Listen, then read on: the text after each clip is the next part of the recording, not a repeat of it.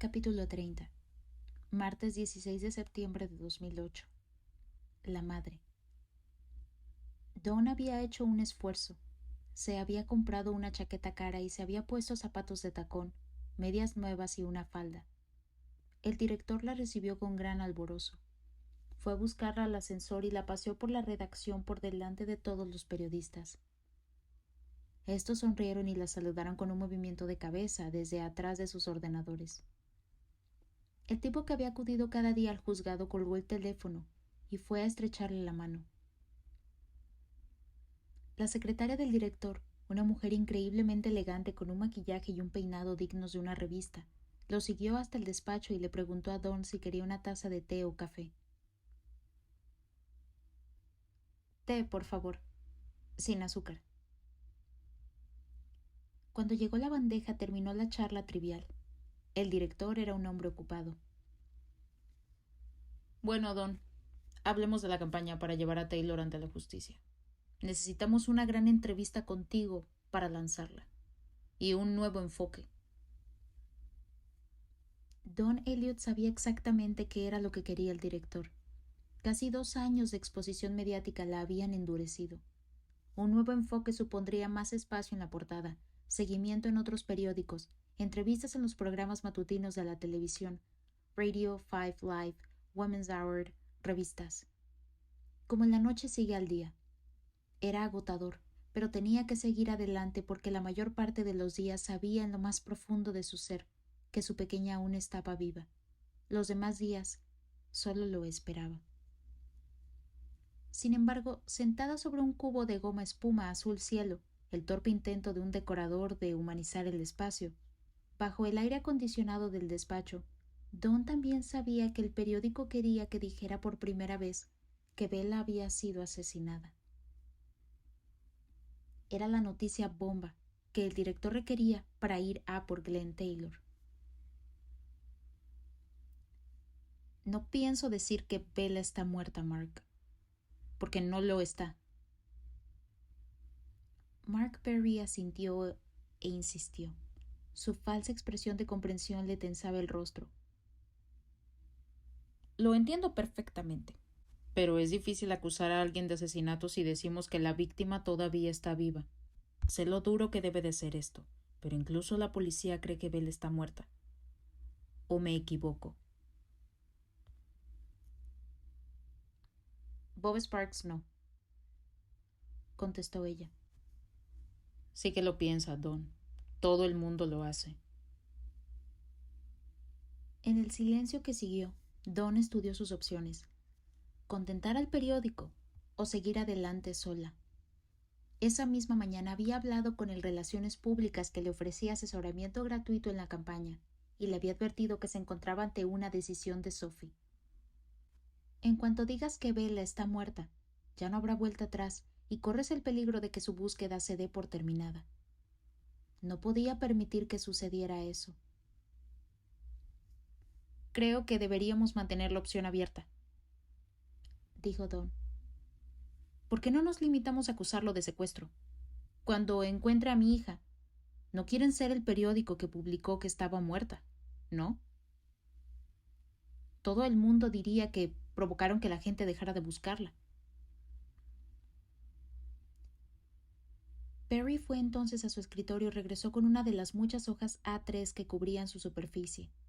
Luego colocó la bandeja que descansaba sobre su mesita en otro cubo, y en su lugar dejó la hoja. Era un borrador de la portada, una de las muchas que habían hecho para vender a la exclusiva del Herald. En vez de estar abarrotada de noticias, había únicamente 8 palabras que exclamaban: «Este es el hombre que secuestró a Bella», y una fotografía de Glenn Taylor. Perry preferiría el titular «Asesino», pero tendrían que reservarlo para el día que atraparan a ese cabrón. ¿Qué te parece esto?, le dijo Perry. Dawn tomó la portada y la analizó como una profesional. Al principio apenas podía soportar la cara de Glenn Taylor, y menos todavía verla junto al rostro de su hija en todos los periódicos, pero aún así se había obligado a sí misma a hacerlo. Lo miró a los ojos en busca de un rastro de culpabilidad. y luego se fijó en la boca por si veía alguna señal de debilidad o lujuria. No había nada. Parecía un hombre con el que podía coincidir en un autobús o en la cola de un supermercado, y se preguntó si no lo habría hecho alguna vez. ¿Acaso sería esa la razón por la que escogió a su hija? Era la pregunta que reverberaba en su cerebro cada minuto. Bella protagonizaba todos sus sueños. La veía a lo lejos, pero era incapaz de moverse o de llegar a su lado por mucho que corriera. Y al despertarse, volvía a darse cuenta, como si fuera la primera vez, de que su hija no estaba ahí. Al principio, había sido incapaz de participar en ningún tipo de actividad. Se sentía completamente abrumada por la desgracia y la impotencia. Cuando por fin consiguió levantar la cabeza, su madre la convenció para que dedicara sus días a cosas prácticas. Necesitas levantarte, vestirte y hacer algo, Tom, por pequeño que sea. Era el mismo consejo que le había dado cuando nació Bella, y ella se había sentido incapaz de lidiar con la falta de sueño y los exasperantes gritos de su nuevo bebé.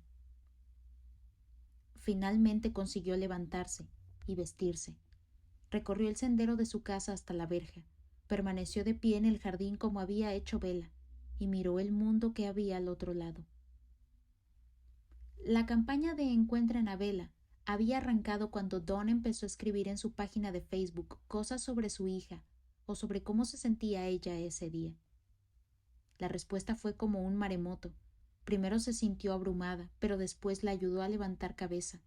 Hizo acopio de miles y luego cientos de miles de amigos y likes de madres y padres de todo el mundo. Esto le proporcionó algo en lo que centrarse, y cuando gente con dinero se puso en contacto con ella para ofrecerle su ayuda en la búsqueda de Bella, ella accedió. Bob Sparks le había admitido que tenía reservas sobre algunas de las decisiones tomadas por la campaña, pero dijo que le parecía bien siempre y cuando no entorpeciera la labor que estaban realizando sus agentes. Aún así nunca se sabe, le había dicho el inspector. La campaña puede hacer que alguien sienta remordimientos y decida ponerse en contacto con nosotros. Kate se volverá loca cuando se entere de que he decidido acudir al Herald, el enemigo, se dijo a sí misma cuando se pusieron en contacto con ella. Pero su periódico no ha igualado la oferta que había en la mesa. Lo entenderá. En realidad, Dawn había deseado que fueran Kate y Terry quienes tuvieran la exclusiva, pero el Daily Post había declinado la oportunidad. Era duro porque durante esos meses su relación con Kate se había vuelto muy estrecha. Hablaban casi todas las semanas y se veían de vez en cuando para almorzar y cotillar. A veces el periódico le enviaba un coche para llevarla a Londres a pasar el día. En agradecimiento ella le contaba todo a Kate, antes que a nadie. Últimamente, sin embargo, la cobertura del Post había ido a menos. ¿Se ha aburrido de mí tu periódico?, le preguntó a Kate en su último encuentro, después de que no hubieran publicado una entrevista con ella. No seas tonta, dijo la periodista. Es solo que estos días están pasando muchas cosas. Pero Kate no había sido capaz de mirarle a los ojos. Dawn ya no era la chica perdida del sofá. Comprendió la situación. Así pues, cuando el Herald la llamó con el fin de proponerle una campaña para llevar a Taylor ante la justicia y ofrecerle una generosa contribución al fondo de Encuentren a Bella, ella aceptó. Antes llamó a Kate para comunicarle su decisión. Se lo debía. La llamada provocó un ataque de pánico en la periodista.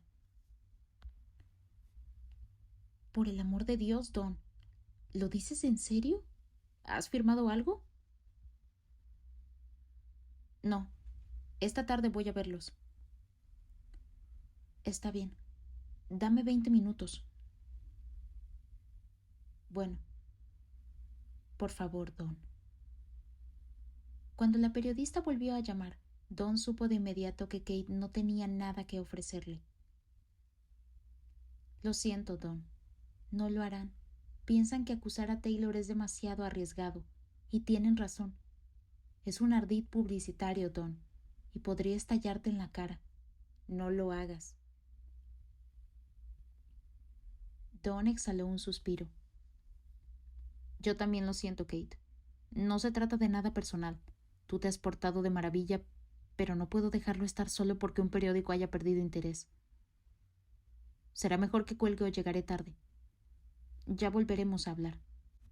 Y ahí estaba ahora, leyendo el contrato y revisando las subcláusulas por si detectaba alguna laguna legal. Su abogado ya lo había leído, pero le había aconsejado que ella volviera a hacerlo por si hubieran incluido algo nuevo. Mark Perry la observaba sintiendo alentadoramente cada vez que ella hacía algún comentario. Cuando por fin Dawn firmó y fechó el documento, se dibujó una amplia sonrisa en su rostro. Fantástico. Ahora, pongámonos en marcha, dijo, y tras ponerse de pie la acompañó a ver al periodista que estaba esperándola para llevar a cabo la gran entrevista. El periódico ya tenía miles de palabras escritas en preparación para el esperado veredicto de culpabilidad. Antes del juicio de Glenn Taylor habían entrevistado a sus antiguos colegas del banco y de la empresa de transportes.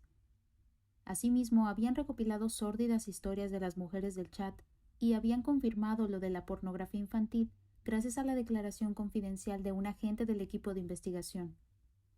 Además, habían comprado el testimonio de una vecina de los Taylor, así como sus fotos exclusivas de Taylor con sus hijos, uno de los cuales era una niña rubia. La vecina les había contado que había visto a Glenn mirando a sus hijos por la ventana y que había cerrado la verja que unía los patios de sus casas con un clavo. Ahora ya no tendrían que prescindir de todo este material. Puede que Dawn no haya aceptado que lo llamáramos asesino en el titular, pero hemos tenido un gran primer día, le dijo Perry al director adjunto al tiempo que colocaba a su americana en el respaldo de su silla y se arremangaba. Ahora, pongámonos con el editorial y llama a los abogados. Todavía no te hagas ilusiones con meterlo en prisión. La noticia ocupó las primeras 9 páginas del Herald. En ellas mostraban su empeño en llevar a Glenn Taylor a la justicia y le exigían al ministro del Interior que ordenara un nuevo juicio. Era periodismo en su estado más poderoso, recalcando el mensaje con un mazo e incitando a la reacción, y los lectores respondieron. Las secciones de comentarios de la página web se llenaron de vitriolo vociferante e irreflexivo, opiniones injuriosas y llamadas a la restitución de la pena de muerte. Los pirados habituales, reflexionó el jefe de redacción en el consejo de redacción matutino. Pero en grandes cantidades. Mostremos un poco de respeto por nuestros lectores, dijo el director y todos se rieron. Bueno, ¿qué tenemos para hoy?